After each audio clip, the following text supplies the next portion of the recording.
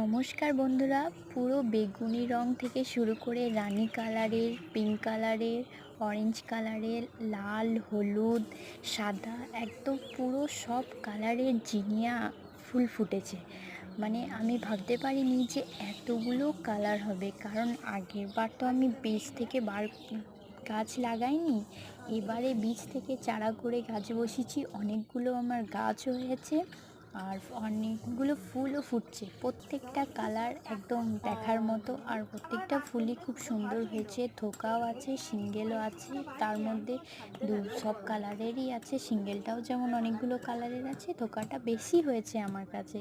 আমি ভাবতেই পারিনি যে এতগুলো কালার হবে। আপনারা দেখতেই পাচ্ছেন, সেরকম যত্ন করতে হয়নি। আপনারাও গ্রীষ্মকালে এই জিনিয়া গাছ বসাবেন, দেখবেন গাঁদা ফুল যেমন ফুল ফুটে থাকে সারা একদম 15 থেকে 20 দিন, সেরকম।